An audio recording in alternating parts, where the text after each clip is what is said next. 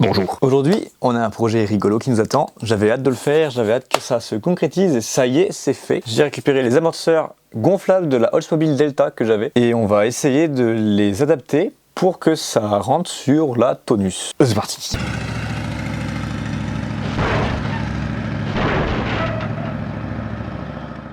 Bon alors déjà ils m'ont l'air hyper longs. On va en démonter un déjà de la Tonus pour voir à peu près à quoi il ressemble en détail, parce que je sais à quoi il ressemble, mais je veux dire plus en détail.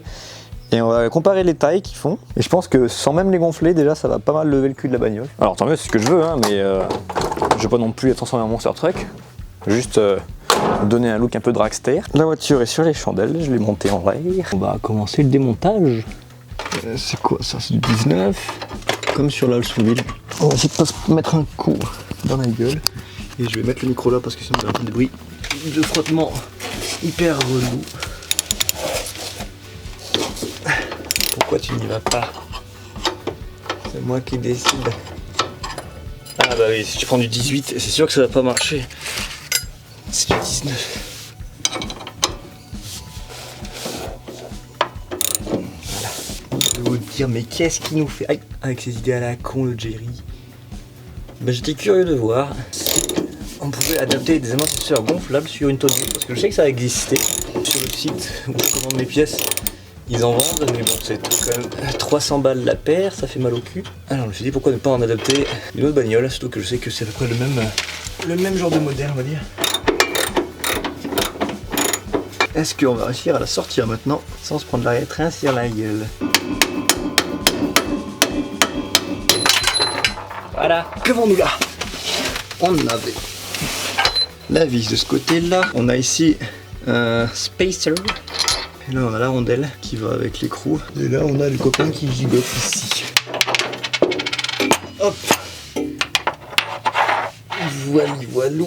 On va aller maintenant comparer. Celui-ci c'est celui de la Oldsmobile, ça c'est celui de la Tonus d'origine. On peut voir qu'on a pas mal le même concept. De chaque côté on a une espèce de rond comme ça. Là il y a un axe ici qui s'enlève, qui va dedans. Niveau hauteur on n'est pas si loin en vrai. Hein. Ça sont un peu plus grandes, mais pas grand chose. Et là en haut on a cette tige ici qu'il va falloir que je coupe pour l'enlever. Je vais voir si je peux pas récupérer le silent block ici et l'installer là. Et là j'ai enlevé cet axe pour commencer. Bon c'est bon, j'ai réussi, j'ai galéré un peu. Il a fallu que je m'énerve un petit peu et que je lui explique ce qu'est le papa.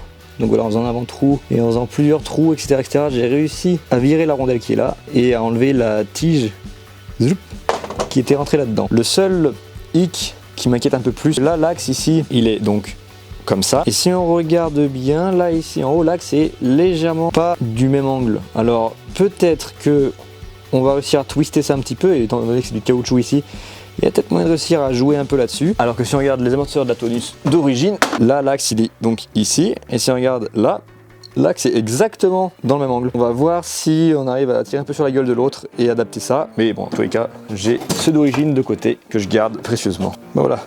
L'autre côté c'est fait, un petit coup de scie à métaux. Bon, on voit bien que c'est du métal quand même vachement épais, mais ça se coupe bien, hein, mine de rien. Après j'ai tiré dessus comme un tire-bouchon en le faisant tourner en même temps et en mettant du dégrippant dans le caoutchouc, histoire d'aider à le tourner un peu sans trop zigouiller le caoutchouc ici. Et on a réussi à le sortir. Maintenant, lui, on va le mettre en place. On va voir ce que ça donne, si on arrive à l'installer et si donc l'axe de lui et de lui est un problème ou si ça passe quand même en forçant un peu dessus. Donc on va l'installer ça et on va voir ce que ça donne. Tout de suite. Je sais pas si vous voyez le petit buste qui est là. Il y a le tuyau d'air qui va venir dessus. Si je la mets dans ce sens là, ça va toucher le pot échappement et donc fondre. Car c'est exactement ce qui est arrivé sur la Chevelle de mon frère à l'époque. Et c'est exactement ce que j'ai fait aussi. J'ai démonté et retourné les amortisseurs et après plus de problème. Donc on va mettre ça de ce côté-ci. Ça rentrerait de ce côté-là, en forçant un peu, ça rentre. Il y a moyen de jouer un petit peu. Hein. L'axe n'est pas si prononcé que ça finalement. C'est partie du jeu, quand on adopte un truc, forcément on s'attend à ce que ça n'aille pas comme dans du beurre, forcément à chaque fois. C'est le but hein, d'une adaptation, c'est un défi. On va pouvoir remettre la rondelle d'écrou et le haut sera fixé. Putain, je suis content, ça irait comme dans du beurre. Je pensais qu'il y avait plus que ça honnêtement. On adapte quand même des pièces General Motors sur une Ford. Là les puristes ils doivent être en train de râler leur mère. Maintenant ce côté-ci, c'est là que ça va être un peu plus rigolo parce que là il va falloir réussir à lui donner l'angle. Le fait de twister ça comme ça, je me doute que ce soit pas bon pour l'amortisseur, la longue. C'est pour la science. Je l'ai eu. Ouais, on voit qu'il a tendance à vouloir reprendre sa place. Pas ouf. Je vous l'accorde. C'est pas une réparation en soi, la voiture elle fonctionnait bien. Ceux d'origine, celui qui était hyper tape-cul. Avec ça, ça devrait être un peu moins, mais pour combien de temps? On verra bien. Aïe. Bon, on voit que le caoutchouc ici, hein, il est pas ouf. Forcément, hein, les amortisseurs viennent de voitures qui datent des années 80. Et on voit surtout que là, le caoutchouc, il est un peu twisté. Et ça, je pense pas que ce soit super bon. Je me doute que ce soit pas très recommandé et que à la longue, ça va les abîmer sûrement plus vite que prévu. Dans tous les cas, je garde les amortisseurs d'origine. Hein. Ça, c'est juste pour le test et pour le délire de la vidéo. Si ça tient, bah ça tiendra. Tant mieux. Si ça tient pas, et ben on rechangera. C'est pas grave. Il reste plus qu'à enlever celui-là, donc qui est encore celui d'origine. Installer le nouveau et après on va installer les tuyaux d'air. Et la pompe, parce qu'il y a la pompe à air qui va avec, que j'ai récupérée. Il va falloir aller foutre dans le capot ou dans le coffre à la limite. Au cas où que vous vous demandez ce que ça donne une voiture sans amortisseur mais juste avec les ressorts, j'ai déjà mené l'expérience il y a un petit moment au Kenny. Je vous mets un petit extrait, comme ça vous pouvez voir un peu ce que ça donne. C'était quand même une drôle d'expérience.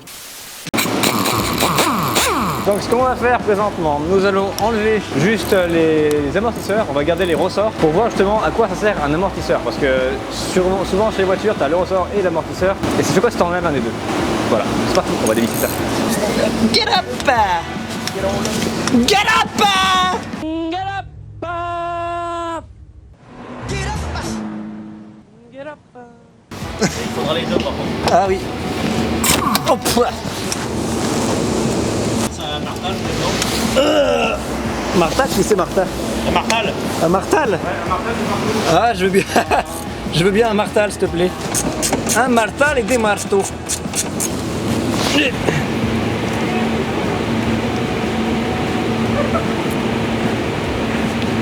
En vrai. Petite flexion de cheveux. Ah. Oh my god. Tu comptais faire du golf là ou? Ah bah ouais.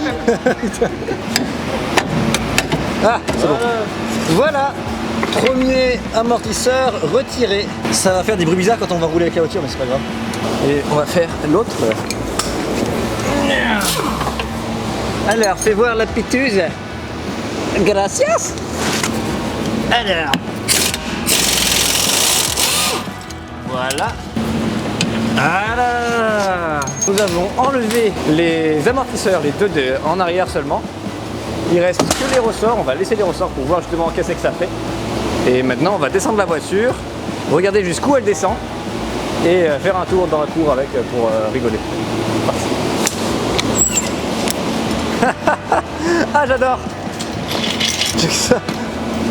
Oh my god. Wouhou. Ah ça va être drôle à rouler avec ça. J'ai hâte d'essayer. Oh putain.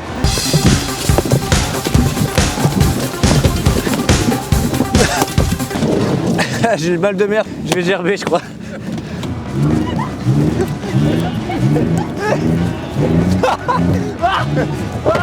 Oh putain. Waouh, je crois que la voiture elle a sauté là, non?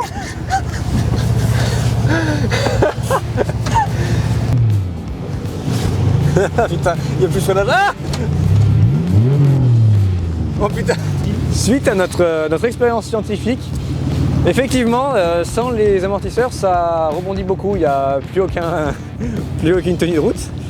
On a pu voler un petit peu par endroits. Mais on a aussi remarqué que le point faible de notre cher Tony Montana, c'était le freinage. Car en fait, on a une fuite et on a perdu fallait que ça arrive sur moi en plus. tout notre freinage en fait, pendant que copain était en train de faire le test drive de notre magnifique véhicule. Et voilà. Ouais ok, il est vraiment rendu dangereux donc on ne l'utilisera plus. Merde. C'est comme ça que se termine la vie de notre cher Tony Montana. Ah c'est con parce que si les freins fonctionnaient encore, on aurait pu le garder et faire d'autres tests avec. Hein. Ah oui. Ça aurait pu devenir notre copain. Alors là on se retrouve sous le capot pour vous montrer comment fonctionne le système. Là on a la petite pompe donc d'origine qui était dans l'Oldsmobile Delta. Là ici j'ai branché mon plus, donc ici il y a une cosse qui va sur le plus de ma batterie. Là ici c'est le neutre de notre petit compresseur et si je le mets sur le neutre ici,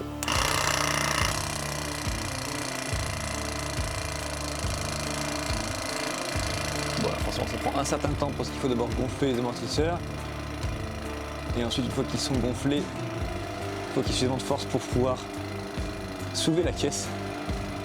Mais bon, ils arrivent à soulever une Oldsmobile Delta de 2 tonnes pratiquement, donc ils vont pas avoir de mal à soulever une tonus d'une tonne 3 je pense. On se rend bien compte que le cul est vachement plus haut Ça donne vraiment le look que je voulais faire, donc je suis content. Ça donne un look un peu sleeper. Ce qui est cool, c'est que je peux monter et descendre l'arrière. Comme ça, j'ai des amortisseurs plus souples et aussi, si jamais je charge la voiture, je peux ajuster la hauteur de la bagnole. Donc c'est bien pratique comme gadget. Maintenant, ce qu'on va voir, c'est le temps qu'ils vont durer ces amortisseurs, parce que vu que j'ai dû les tordre un peu pour les mettre sur place, comme on a pu le voir tout à l'heure, je pense que les caoutchoucs vont pas durer bien longtemps vu l'état dans lequel ils étaient déjà de base. Bon, alors j'ai improvisé un système là-bas. Pour l'instant, c'est tenu avec une sangle enroulée autour du bocal de lave-glace. C'est très provisoire, hein. C'est vraiment juste pour faire une petite balade vite fait, voir ce que ça donne les nouveaux amortisseurs. Mais ça restera juste pas comme ça du tout. Maintenant, on va aller faire un petit tour, on va voir ce que ça donne. Si c'est plus stable qu'avant ou pas. Mais j'ai la tronche complètement noire. Test 1, qu'est-ce que ça donne les amortisseurs de Oldsmobile sur une Ford Taunus? Là, il y a un Dodan. On va essayer de se taper un peu. Ok. C'est quand même plus souple, hein. On sent que c'est moins tape-cul. Ça rebondit. On sent que ça rebondit quand même vachement, mais moins violemment que ceux d'avant. Après, ils sont gonflés aussi là. Si je les dégonfle, il y a moyen que ce soit plus moelleux que ça. Je vais m'arrêter là. Et on va dégonfler ça. La caméra n'a plus de batterie, j'espère. On va le temps de faire un petit test vite fait avant qu'elle s'éteigne. Là maintenant j'ai l'impression d'avoir le cul dans le sol. Je sens la différence, je sens qu'on est vachement plus bas. Ah ouais. Oh putain, mais c'est tellement plus confortable.